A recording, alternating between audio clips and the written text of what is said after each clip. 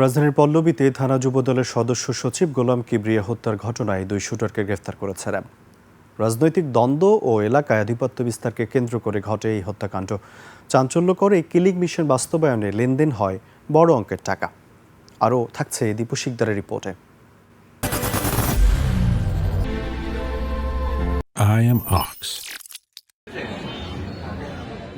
গত বছর 17 নভেম্বর সন্ধ্যায় পল্লবী এলাকার একটি ব্যবসা প্রতিষ্ঠানে প্রকাশ্যে গুলি করে হত্যা করা হয় থানা যুবদলের সদস্য সচিব গোলাম কিবরিয়াকে।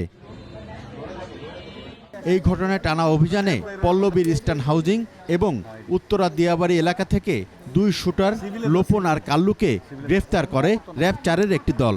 তাদের হেফাজত থেকে হত্যাকাণ্ডে ব্যবহার করা অস্ত্র ও গুলিও উদ্ধার করা হয়। সরাসরি এই কিলিং মিশনে 6 থেকে 7 জন জড়িত ছিলেন।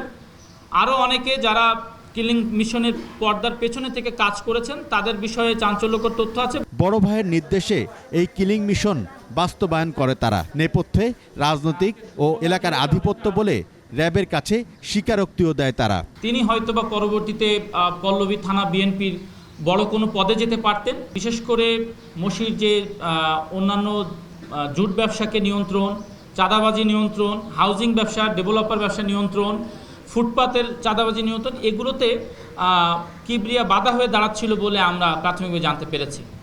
এর কারণেই কিবরিয়াকে তারা সরিয়ে দেওয়ার পরিকল্পনা করে। এর আগে বুক পোড়া সুজন এবং পাতা সোহেল নামে মামলা 2 আসামিকে গ্রেফতার করেছিল র্যাব। দীপু শিকদার, 21 টেলিভিশন, ঢাকা।